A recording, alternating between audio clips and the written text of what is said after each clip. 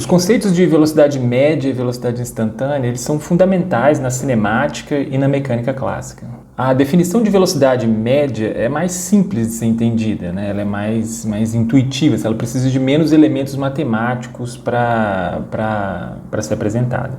Por outro lado, a definição de velocidade instantânea, ela já é um pouco mais, ela precisa de alguns elementos mais sofisticados da matemática, né? Como a ideia de limite e derivada.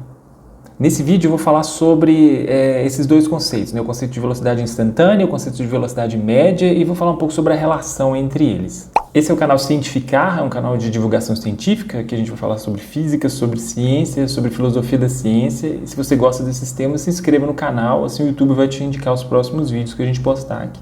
Para entender esses conceitos, né, de velocidade média, velocidade instantânea, vamos considerar um exemplo. Né? Vamos imaginar o seguinte, que alguém vai fazer uma viagem de São Paulo para Campinas. Né?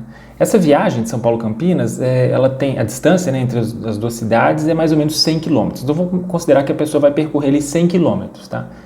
E vamos considerar que essa pessoa fez essa viagem em 1 hora. Então, se a gente quiser ter uma ideia assim, geral do quão veloz foi o carro ali ao longo desse projeto, desse trajeto, né, dessa viagem, a gente pode simplesmente pegar essa distância de 100 km e dividir pelo tempo que ele leva para percorrer a distância. Então, daria 100 km em 1 hora, então 100 km por hora. Né? Então, o carro percorre 100 km em 1 hora. Então, isso que eu acabei de falar é a velocidade média. Né? Essa é a definição de velocidade média. Você vai pegar o percurso, a distância total do percurso e dividir pelo tempo que o objeto leva para realizar aquele percurso. Então, essa é uma noção bem simples, assim, você só está dividindo dois números, está pegando a distância e dividindo pelo tempo e aí você tem ali a noção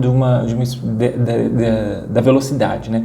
Só que a velocidade aqui, a velocidade média, ela não é muito informativa, né? Ela dá uma ideia geral, assim, de como que foi a viagem e tudo. Agora, não significa que o cara que está fazendo essa viagem, né, que o carro ali, ele ficou a 100 km por hora o tempo inteiro, né? O ponteiro do velocímetro ele não ficou cravado nos 100 km por hora a viagem toda. É claro que em alguns momentos ele ficou mais rápido, ele andou mais rápido, em outros momentos ele andou mais devagar, em alguns momentos que ele pode até ter parado para lanchar, sei lá, alguma coisa assim.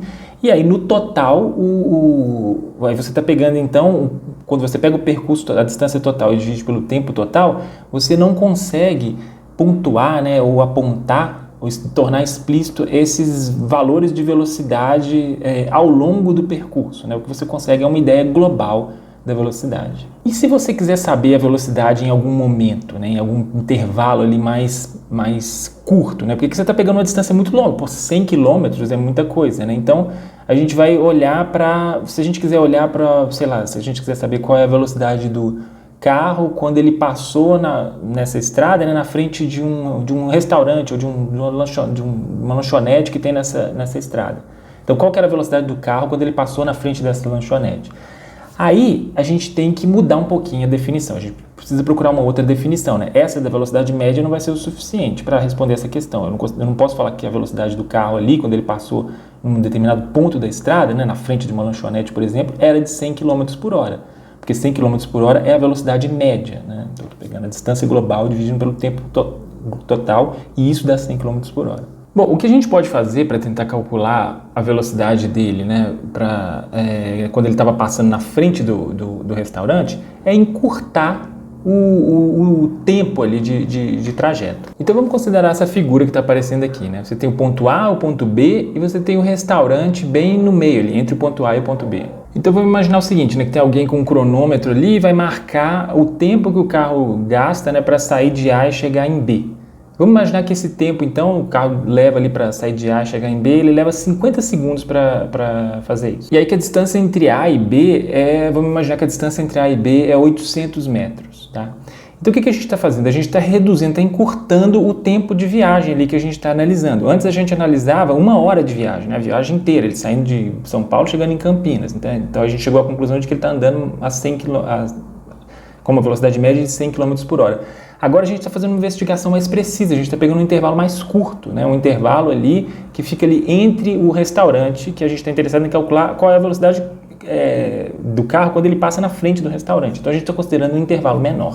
Então nesse caso, no caso do desenho, né, se tem o ponto A e o B e o restaurante está no meio, existe uma chance maior então se você considerar, né, a velocidade média agora entre A e B, né, ela vai dar mais ou menos, considerando que esses pontos estão afastados a uma distância de 800 km, e ele leva 50 segundos para percorrer essa distância, a velocidade vai dar mais ou menos 60 km por hora. Então, esses 60 km por hora ainda é uma velocidade média, mas agora uma velocidade média de um intervalo bem menor, né? Então, a gente está considerando um intervalo de tempo bem menor, não a viagem toda, né? Mas só um período, um pedaço ali, né, próximo ali do restaurante, né? E aí, então, se essa velocidade média, né, calculada ali entre A e B dá 60, então é bem mais provável que quando ele passa na frente do restaurante, é provável que o carro estava a 60 km por hora, é mais provável que ele estivesse a 60 km por hora do que a 100 km por hora, né? Já que 100 a gente está considerando um trajeto muito grande. Mas ainda assim não dá para saber exatamente qual é a velocidade do carro quando ele passa na frente do restaurante, já que a gente ainda está calculando uma velocidade média entre o ponto A e o ponto B. Mas então o que a gente pode fazer para chegar mais próximo do valor da velocidade, né, enquanto ele passava na frente do restaurante? A gente pode encurtar o tempo, né? Então a gente pode pegar um intervalo de tempo menor. Então vamos imaginar que a gente pega um intervalo de tempo que é suficiente para ele sair do ponto, nessa figura, né, do ponto C e chegar no ponto D. Nota que esses pontos aqui correspondem a uma distância menor, né? E aí, quando a gente fizer isso, imagina que a gente faz isso, a gente faz os cálculos e chega à conclusão de que a velocidade média ali entre C e D é de 65 km por hora. Então, essa velocidade é muito mais provável que o carro, que a velocidade dele quando ele passa na frente do restaurante, né, é muito mais provável que ela seja 65 km por hora. E aí a gente pode continuar fazendo esse procedimento, né, de considerar intervalos de tempo menor. Então, a gente, ao invés de considerar C e D, a gente considera esses outros, D, E e F, né, e aí vai encurtando.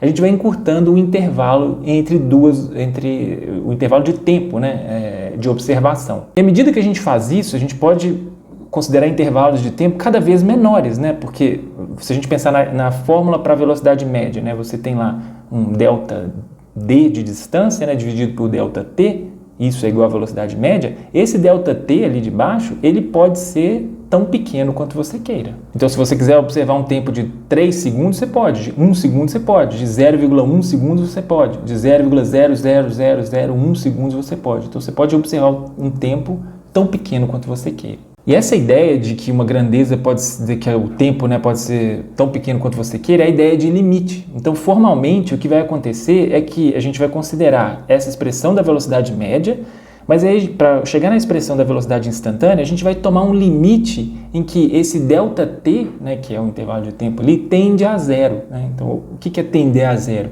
É fazer com que esse valor ΔT seja tão pequeno quanto você queira.